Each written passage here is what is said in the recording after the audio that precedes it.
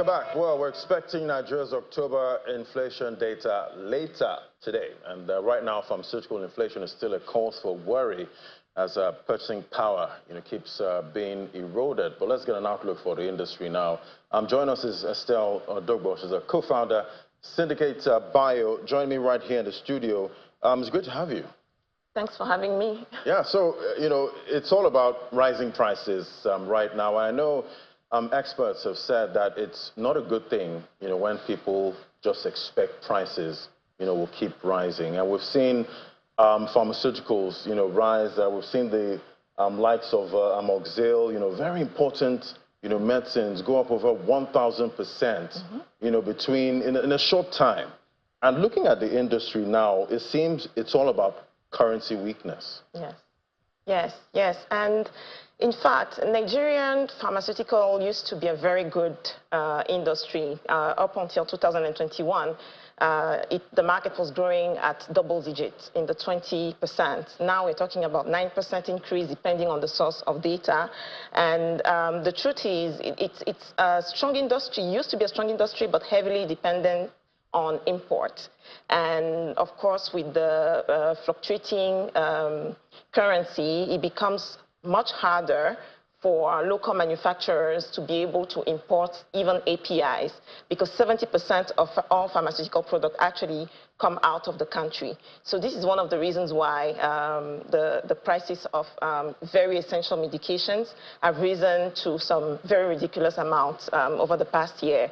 And the issue even goes further, because while local importers are suffering the consequences of this, multinationals are also going through the same type of challenges. We've seen over the past year, most of the big pharmaceutical companies who used to be established in Nigeria drive the market through jobs and even control the prices to the best of their ability, exit, which is really a source of concern at this point.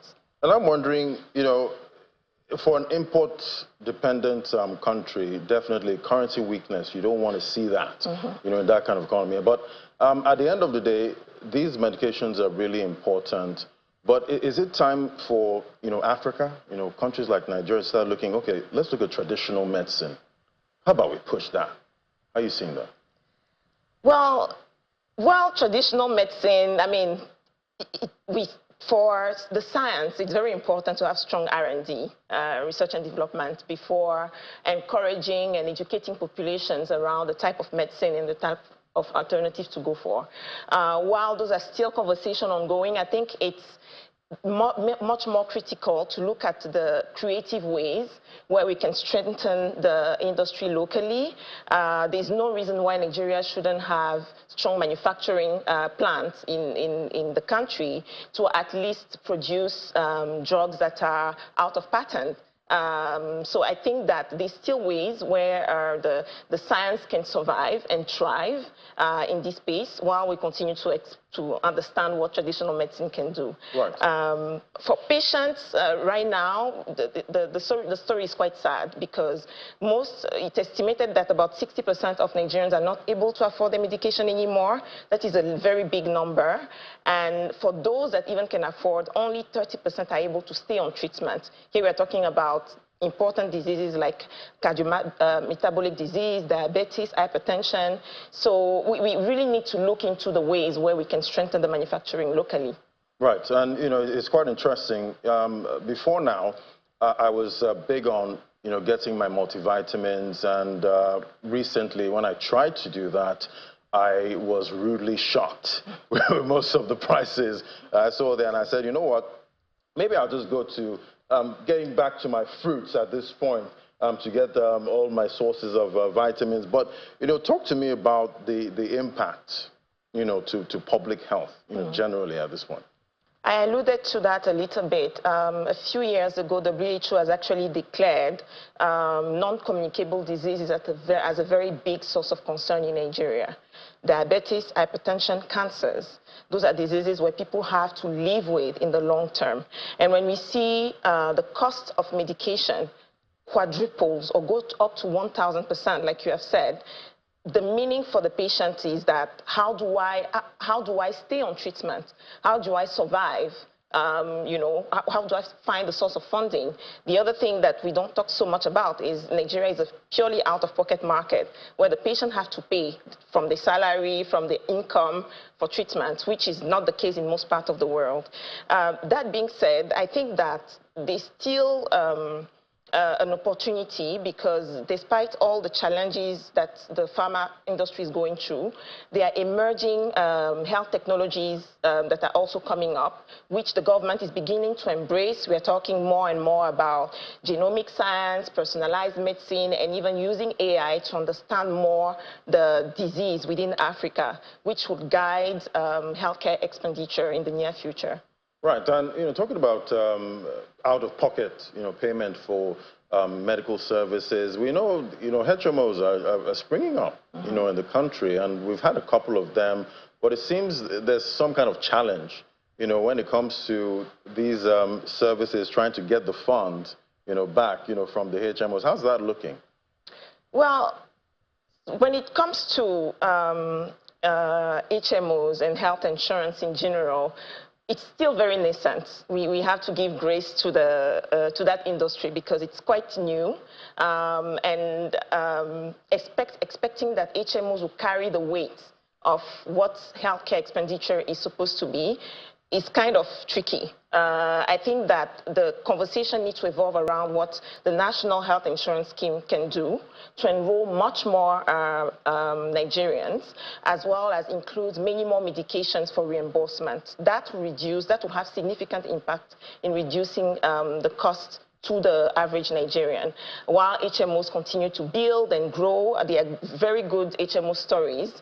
There are some that work well, some that are still learning, but like for every industry, it's new, and we need to give it time to expand and establish itself. Right, and we've seen the latest budget plans, by our government there, almost over 40 trillion, as was planned for spending in 2025, and there's always that argument about healthcare, spending. What kind of policy would you like to see, for the government to help revitalize the pharma industry?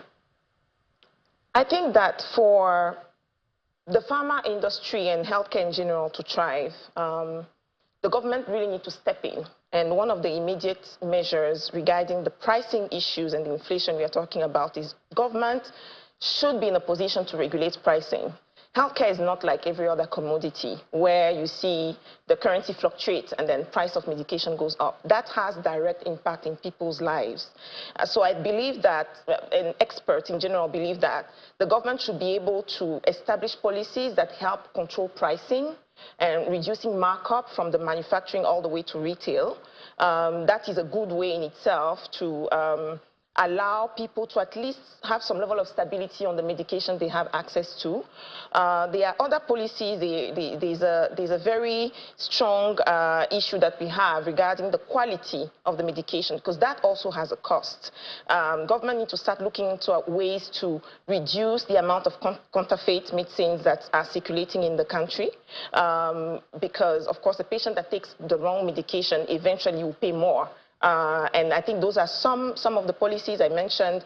The National Health Insurance Scheme, which I believe to some extent need to become more and more mandatory. Some very bold governments what they have done is they have helped reduce tax and import duty in the industry as well, such that people who are producing locally are able to benefit from some breaks and reinvest in the industry. Right, but very quickly now, before I let you go, what are we seeing from the private sector? What kind of investment trends are we seeing in this industry? Interestingly, VCs and private funding is actually really interested in the Nigerian healthcare industry and in pharma specifically.